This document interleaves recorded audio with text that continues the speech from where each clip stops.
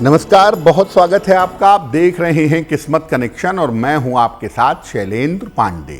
देखिए, साल में बहुत सारी एकादशियां आती हैं। सामान्यतः 24 एकादशी और अधिक मास होने पर 26 एकादशी, लेकिन उसमें से कुछ एकादशी ऐसी है जो बहुत ज्यादा महत्वपूर्ण होती है। और आज हम एक बड़ी महत्वपूर्ण एकादशी की बात कर रहे हैं जिसका नाम है देवशयनी एकादशी। क्या महत्व है इसका? आषाढ़ शुक्ल पक्ष की एकादशी को देवशयनी एकादशी कहा जाता है। इस एकादशी से अगले 4 महीने तक भगवान विष्णु योग निद्रा में चले जाते हैं। इसीलिए जब भगवान विष्णु योग निद्रा में होते हैं तो अगले 4 महीने तक शुभ कार्य मना हो जाते हैं।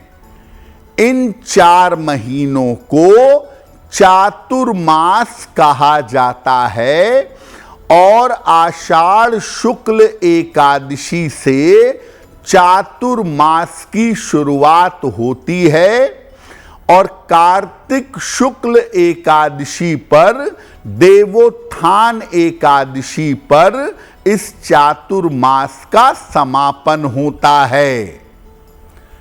इस एकादशी से तपस्वियों का भ्रमण बंद हो जाता है। सामान्यतः तपस्वी निरंतर भ्रमण करते हैं, लेकिन चातुर्मास में उनका भ्रमण बंद हो जाता है।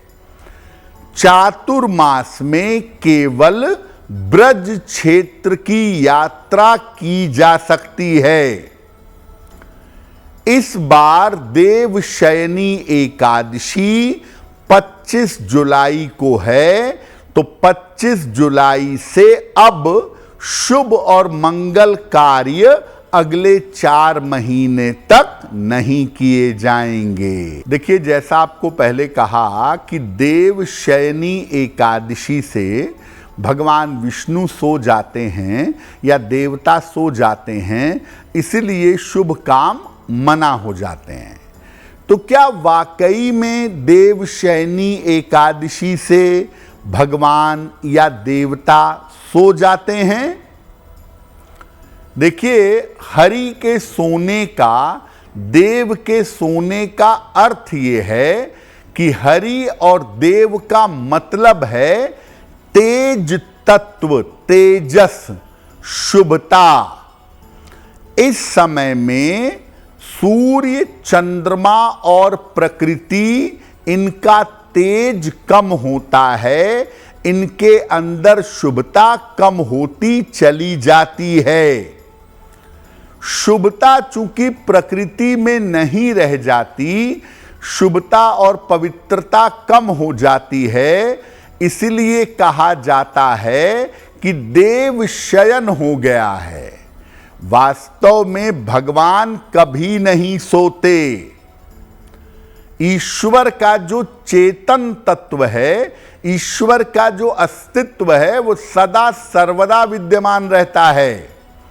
लेकिन तेज तत्व के या शुभ शक्तियों के कमजोर होने की वजह से ऐसा कहते हैं कि शुभ कार्य ना करो, क्योंकि जब शुभता कम होगी, अगर आप शुभ काम करेंगे तो उसके परिणाम आपके लिए शुभ नहीं होंगे।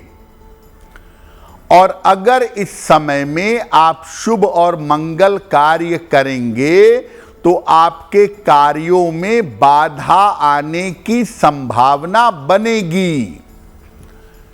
तो मोटी बात यह है कि शुभता कम है, तेजस तत्व कम है, या ईश्वर की कृपा का अनुभव कम है।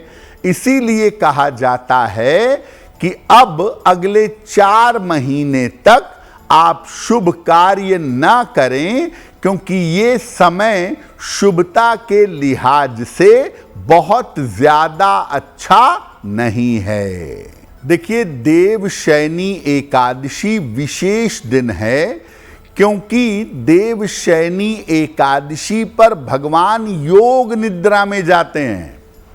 सामान्य निद्रा में नहीं, जो हमको आपको नींद आती है उसमें नहीं। योग निद्रा एक साधना की विशेष स्थिति है। देवशयनी एकादशी पर अगर आप पूजा करें, उपासना करें, उपवास रखें, तो आपको बहुत सारे वरदान मिल सकते हैं। कौन कौन से वरदान?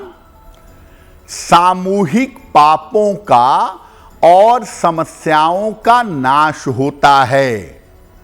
देवशयनी एकादशी पर रात के समय जगकर सारे मोहल्ले के, सोसाइटी के, घर के लोग मिल करके एक साथ अगर कीर्तन करें तो सामूहिक पापों और समस्याओं का नाश होगा। व्यक्ति का मन शुद्ध होता है और ये एकादशी का बहुत बड़ा गुण है कि जब आप एकादशी का उपवास रखते हैं तो आपके मन को पवित्रता मिलती है।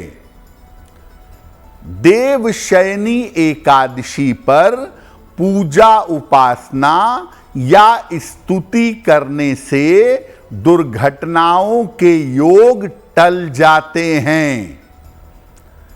और देवशयनी एकादशी के बाद जो अगले 4 महीने हैं, यहां से शुरू करके अगर आप साधना और तपस्या करें तो आप अपने शरीर को और अपने मन को नया बना पाएंगे। देवशयनी एकादशी का मौका बड़ा मौका है आपके पूजा उपासना के लिए, साधना के लिए और प्रार्थना के लिए। तो देवशयनी एकादशी पर पूजा उपासना कैसे करेंगे? रात के समय 11 बजे से 1 बजे के बीच का समय ले लीजिए। इसमें विशेष विधि विधान से भगवान विष्णु की पूजा करिए। उनको पीली वस्तुएं जैसे पीले फल, पीली मिठाई, हल्दी, केसर और पीला वस्त्र अर्पित करिएगा। इसके बाद उनके मंत्रों का जप करिएगा। ओम नमो भगवते वासुदेवाय, ओम नमो नारायणाय, ओम विष्णवे नमः, या उनका नाम, हरि नाम का जप करिएगा। इसके बाद आरती करिएगा और आरती करने के बाद एक विशेष मंत्र से भगवान विष्णु की प्रार्थना करिएगा। मंत्र देखिए स्क्रीन पर। सुप्ते त्वयि जगन्नाथ जगत सुप्तम भवेदिदम, सुप्ते त्वयि जगन्नाथ जगत सुप्तम भवेदिदम, विबुद्धे त्वयि बुद्धम च जगत सर्वम चराचरम, विबुद्धे त्वयि बुद्धम च जगत सर्वम चराचरम। और प्रार्थना करने के बाद, ये मंत्र पढ़ने के बाद भगवान से कहिएगा कि प्रभु, भले ही आप योग निद्रा में चले गए हों, लेकिन अपनी करुणा, अपनी दया अपने भक्तों के ऊपर बनाए रखिएगा।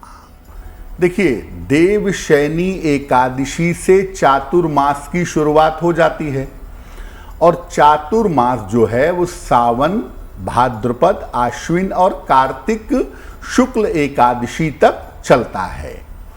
इन 4 महीनों में आप अलग अलग देवी देवताओं की पूजा कर सकते हैं, साधना कर सकते हैं, तपस्या कर सकते हैं, यानी धर्म के और आध्यात्मिक जितने भी कार्य हैं अगर आप चातुर्मास में करें तो आपके लिए बहुत ही शुभ होगा।